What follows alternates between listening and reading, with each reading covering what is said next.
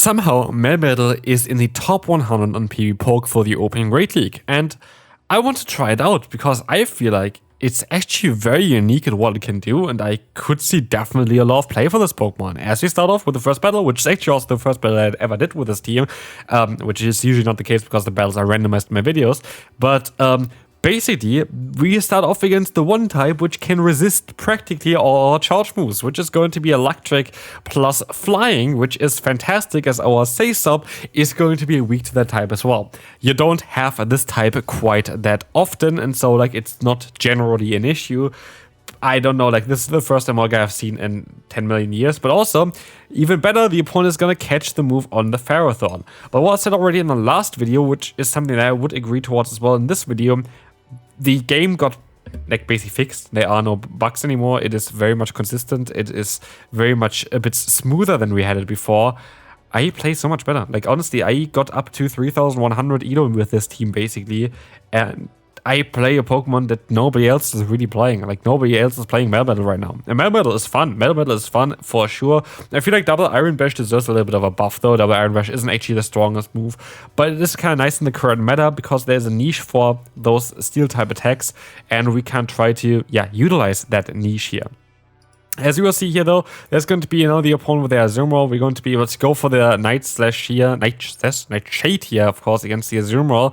And the opponent makes an interesting play. They just let the move go, which I don't agree with, because at the end of the day, we have only one shield on our sides and two shields on the opponent's side. They go for the Hydro Pump, and somehow the opponent goes into their Emolga, goes for their Discharge. Okay, we are going to be able to farm them down. And all of a sudden, they put themselves into a range where I can't farm them. Okay, I can't farm them on the Ferrothorn, so we're sadly going to lose the first battle. Oh wait, it's Mirror Shot. Yeah, Corsola just took down 3 Pokemon without even, they're sliding 2 shields there. I have no idea how that just happened. Anyway, Melmetal is a fantastic lead. Melmetal is a fantastic lead because you have a Thunder Shock together with Superpower. Thunder Shock plus Superpower gives you a lot of play because Superpower is one of the strongest moves in the game, and Thunder Shock is one of the best moves in order to generate energy, which allows you then to swap out later on and try to, just utilize the power that Superpower would have here. And here, for example, we get a shield advantage early on. The swap out into Altaria. Oh wow, great catch. And I didn't even talk about it yet, but we are playing Ludicolo as a Say-Sub. And I talked about it before, but I never did it. And I actually had 2 Ludicolo builds, so I was kind of in the position where I can finally do it. Ice Beam. Ice Beam is fantastic as a Say-Sub for this Pokemon because there's practically no way that someone goes into a Pokemon that's going to be great, or like weak to the grass typing against Ludicolo. That doesn't really make too much sense.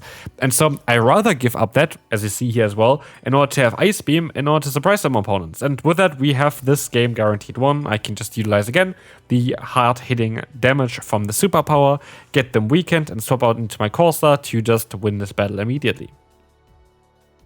And this is how this team works. Honestly, like Melmetal is fantastic, especially at just getting energy. And that's exactly what we're going to do here. We're going to go for 7 fast moves, swap out. Now we have needed 2 double Iron Bashes stored. We have a lot of energy on my Pokemon.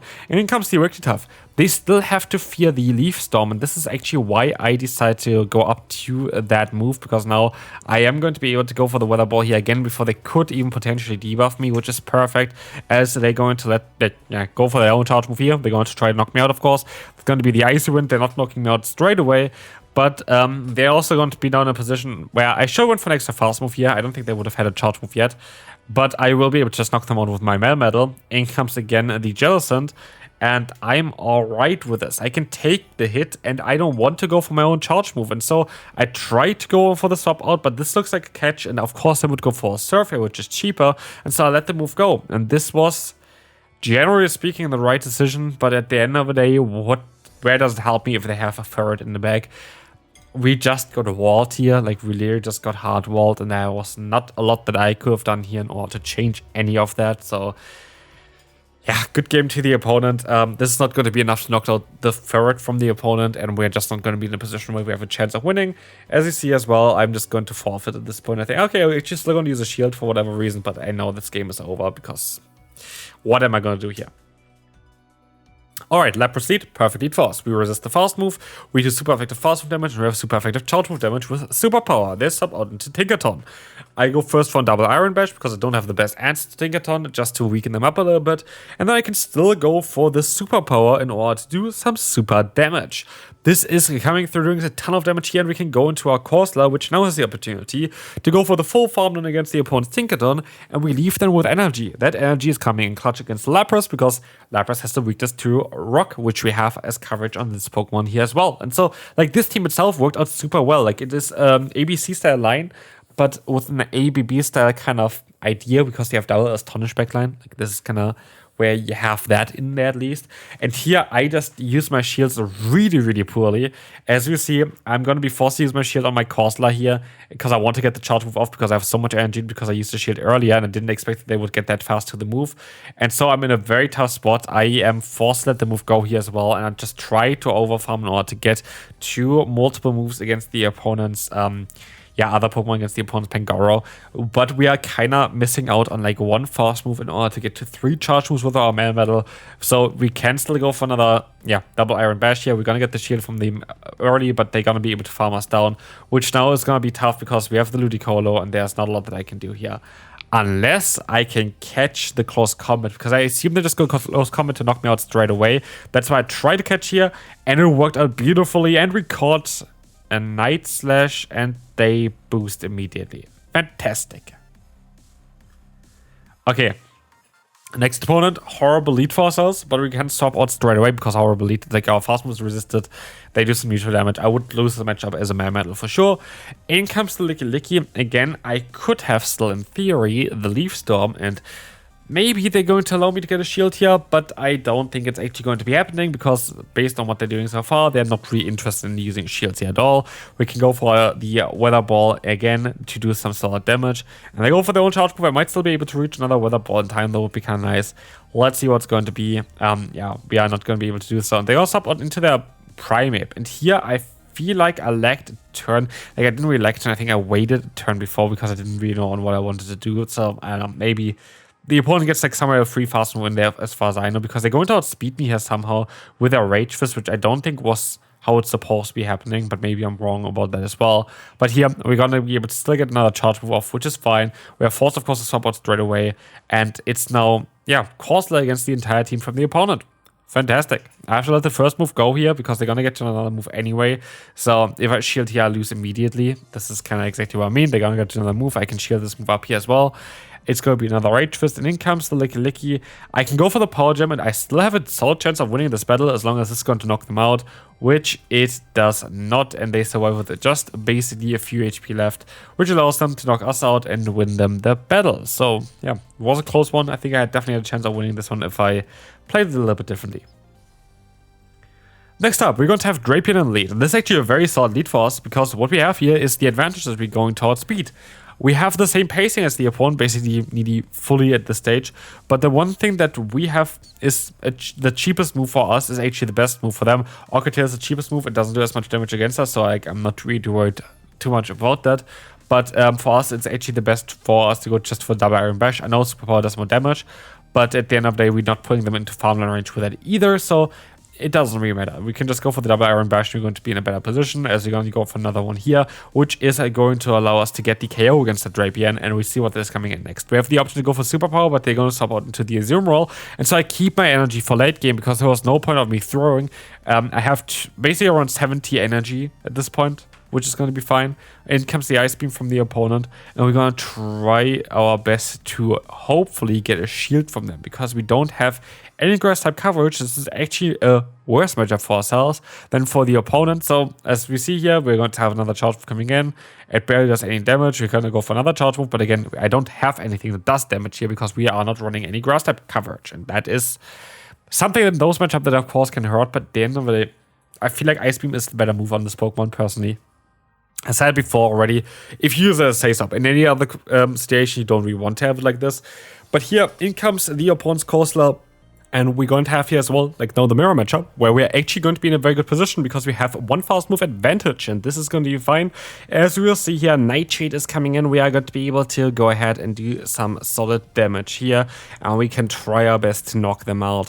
And now it's time for Melmetal to shine and knock out the Azumarill, say goodbye to that bulky team, and we can move on to the next one.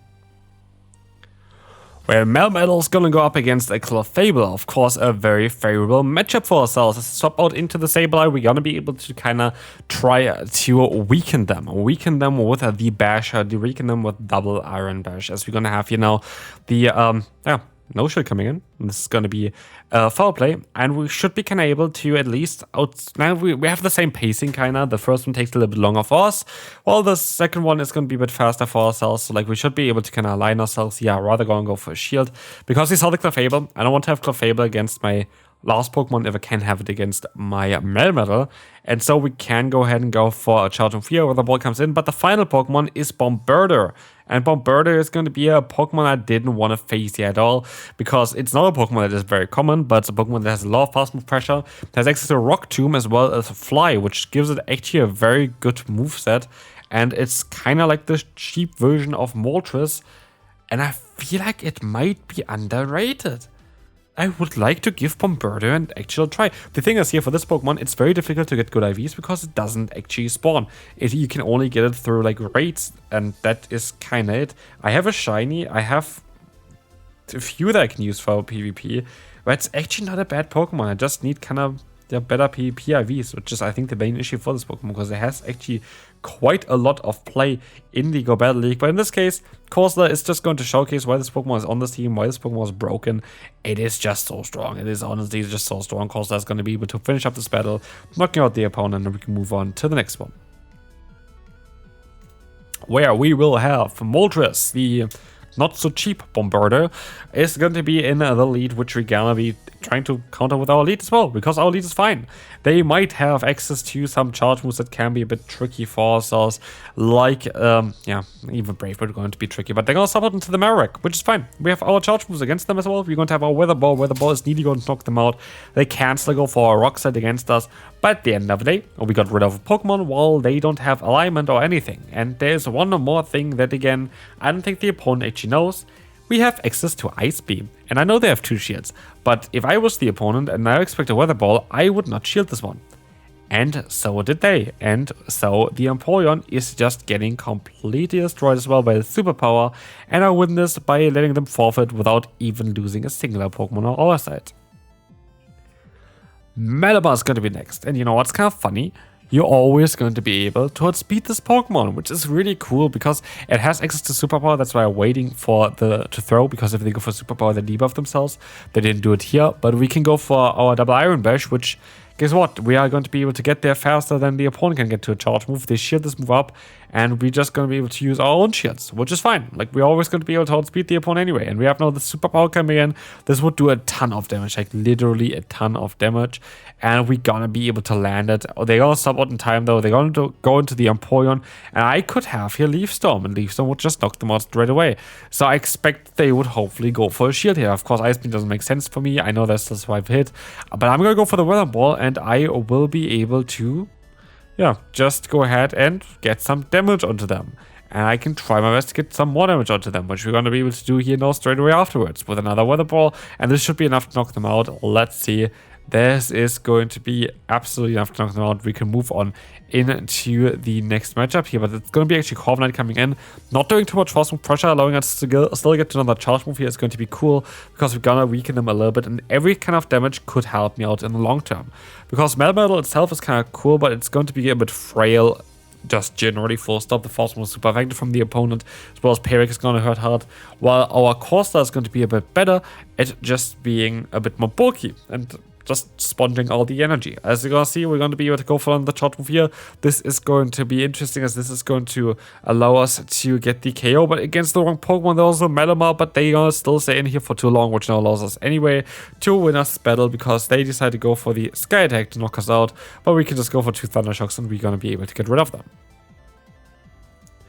Okay, final battle for the day. Again, this team was fantastic. This team worked out really, really well. And we're going to have here now the Claydol against us. Claydol is going to be fine.